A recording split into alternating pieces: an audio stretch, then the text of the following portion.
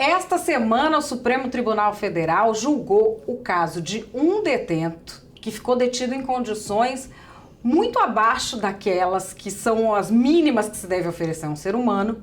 E a dúvida era, como se repara isso? O Supremo Tribunal Federal entendeu que é com pagamento em dinheiro feito pelo Estado em uma única vez. Deve-se indenizar? Não deve-se indenizar? Para onde vai essa discussão? Aqui na TV Antagonista a gente recebe Maurício Felberg, advogado, processualista, também especialista em direito empresarial, relator do Conselho de Ética e Disciplina da OAB de São Paulo, para a gente discutir esse tema. Tudo bom, Maurício? Tudo bem, você como vai? Tudo bom.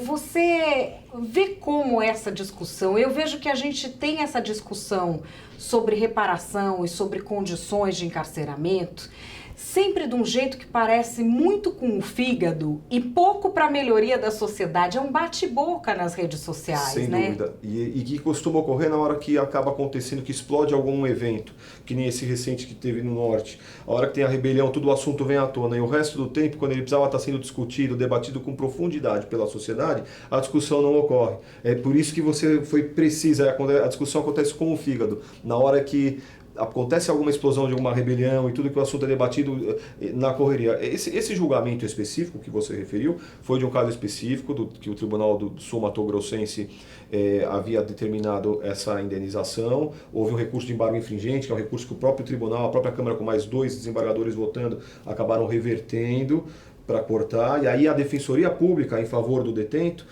manejou um recurso extraordinário. E o Supremo reconheceu a repercussão geral, que é um interesse coletivo, para acolher a tese então do falecido ministro Teori de fazer voltar a decisão anterior do Tribunal Mato Grossense de uma indenização de R$2.000, que, convenhamos, é um valor módico demais. A gente estava conversando há pouco sobre valores de indenização, R$2.000.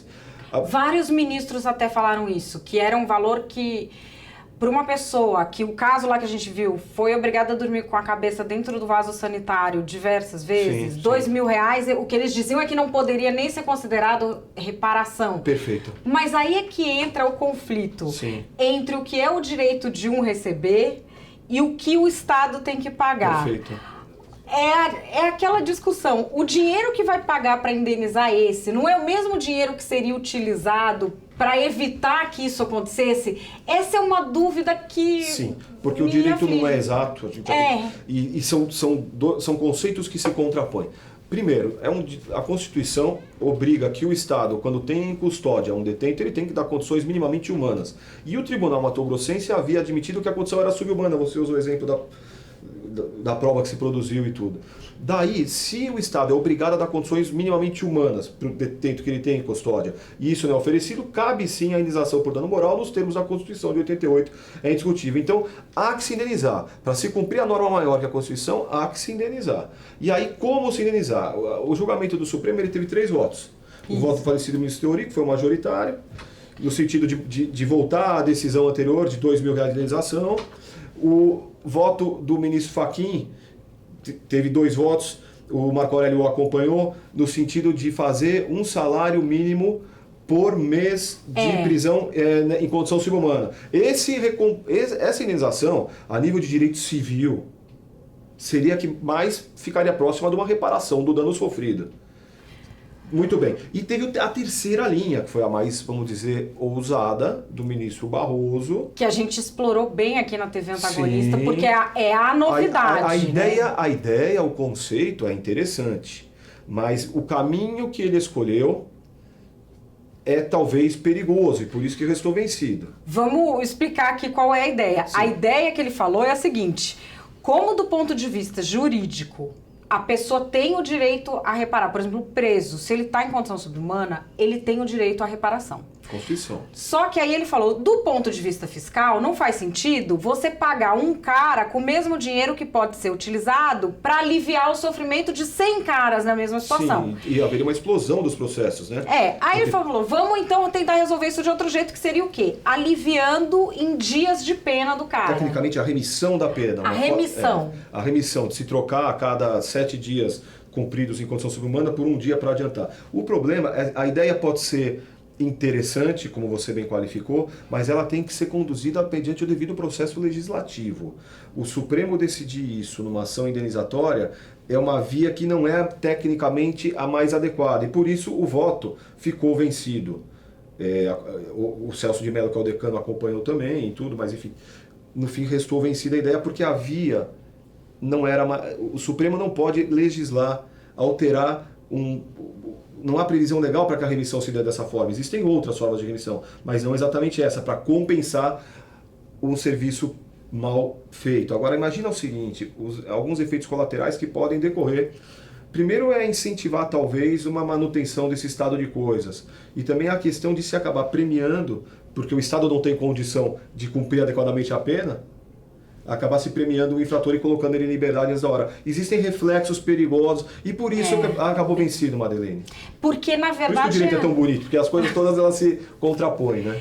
Mas essa é uma discussão que, nesse caso específico, ela termina... Mas o que eu acho, Maurício, é que é uma discussão que nós vamos ter que retomar. O Brasil tem que retomar. Termina essa questão do mérito de se caber ou não a indenização para o detento que comprovadamente estava em condição sobre-humana. Essa decisão tem repercussão geral. As cortes superiores e as instâncias inferiores devem seguir essa orientação. Quer dizer, vai ter o quê? Uma chuva de indenização agora? Provavelmente. Mas, não sei se vai haver uma chuva, mas que cada preso que tem condição subhumana, eu não estou querendo entrar em outros méritos, em outros reflexos, mas que a Constituição dá a ele esse direito e o Supremo assim reconheceu, agora é inquestionável. E agora a discussão que você disse de todo o sistema penitenciário precisa ser rediscutido.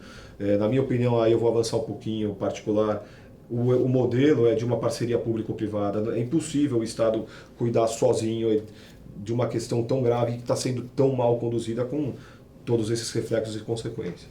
E, na verdade, o que a gente criou agora os próprios ministros do Supremo costumam dizer que o legislador cria uma regra prevendo o futuro e que o juiz decide de acordo com o caso concreto. Perfeito. Mas no caso concreto que eles decidiram é que um sistema que já está com a corda no pescoço... Mais do que saturado, né? Bem mais do que saturado, vai ter que gastar mais para o passivo do que ele fez. Então a gente está diante do... Urgir uma reforma geral, ampla, de todo o sistema.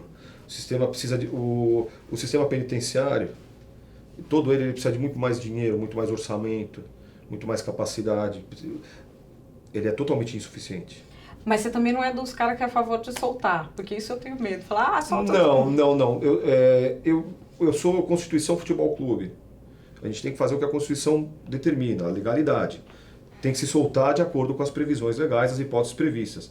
Essa hipótese sugerida pelo ministro Barroso para esse caso concreto, ela não tinha previsão legal e acredito que por isso ela não vingou. Esse é o Maurício Felberg, advogado, relator do Conselho de Ética da OAB de São Paulo, especialista em direito processual, especialista também em direito empresarial, que veio conversar com a gente aqui na TV Antagonista, especial para você, sobre essa decisão que tanto movimentou as redes sociais durante a semana. Valeu, Maurício, obrigada. Obrigado, um abraço a todos.